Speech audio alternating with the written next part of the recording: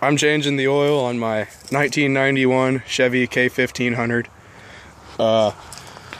Right here I have my Fram Extra Guard oil filter. I just use these because that's what I've been using my whole life. It's what I use on all my pickups and everything.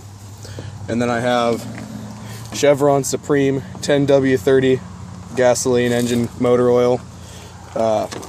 In the user manual, it doesn't really specify. It says 5W30 is better for colder weather, and we've always just used 10W30 and never had any problems. User's manuals, by the way, pretty good reference for if you have a teacher, say her name is Mrs. Pod, gives you an assignment like this. Pretty good reference if you have to have 3 references, if I say so myself.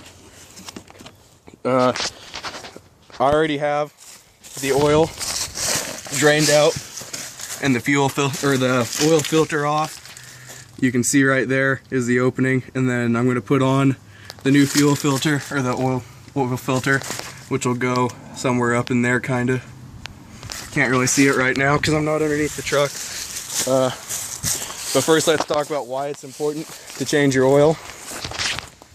If you don't change your oil, then all the abrasive pieces that come off while your engine is working just stay in there and just rub inside of the engine and just cause more and more damage.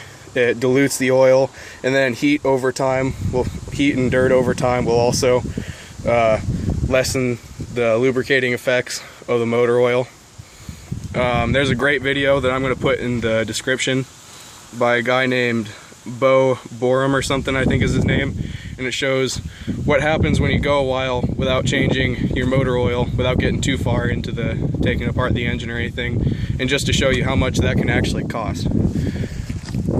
So now I'm going to get under there with my new oil filter and show you how to put that in there and put the new drain plug on.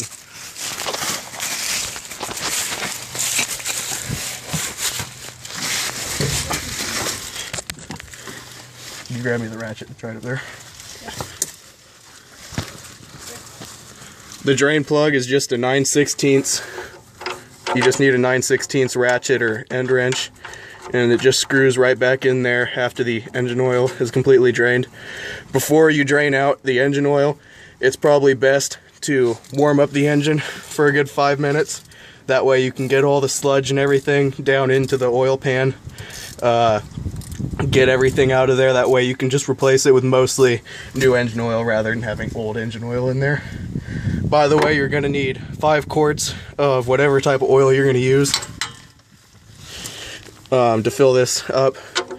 When you're tightening this, just get it nice and snug. That way you won't get any leaks. That's probably good right there, where it won't move anymore.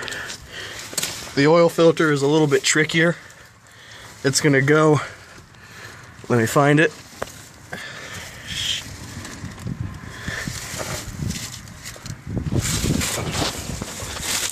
It's kind of tricky to find. It's right up here is where it's going to screw onto.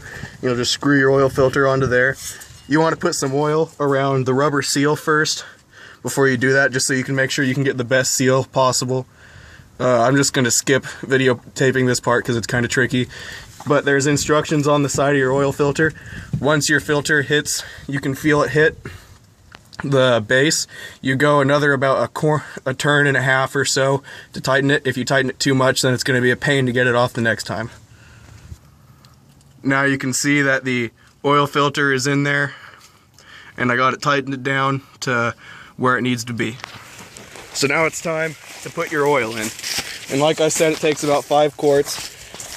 I just buy a 5-quart jug, and then I get the 1 quart just in case if you have a leak or something, or if you need extra for whatever reason. That way you just have it. Right here is your cap, right on top of here. You just unscrew that, and then if there's a bunch of dirt around there that might fall in, you might want to wipe that a little bit off with a shop rag. I just put a funnel onto there, like so, and then you just open up your oil and then start to pour it in.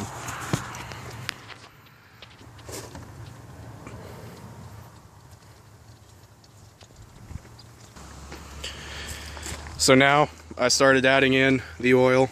I put my 5-quart jug in there, and you just want to wait a couple 30 seconds or so for it to finally get into the crankcase and start filling everything up.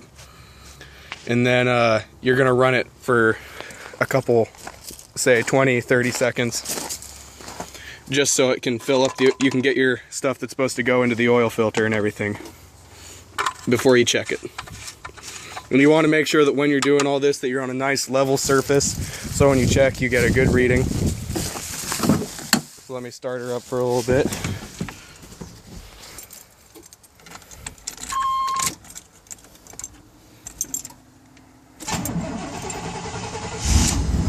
Just want to let her run for a little bit. Look under there and make sure you don't have anything leaking out. Leaks are bad. So just kind of step on the gas a little bit. And then you turn it off.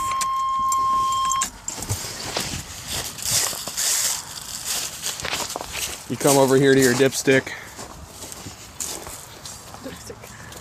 And you pull it out. You can hold that. And you look at your dipstick. And right now I'm reading a little bit over full, but I still have to put it back in after it ran.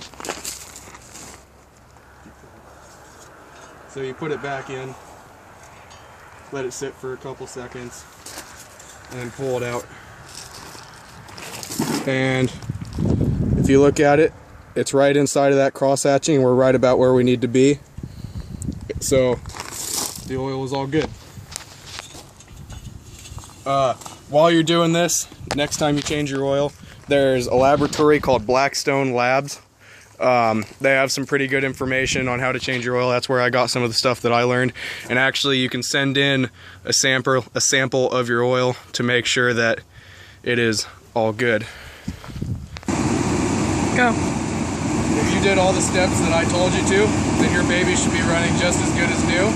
And obviously you're going to want to be dressed in the highest fashion as you can when you're driving your nice Chevy Silverado around. Have a good day.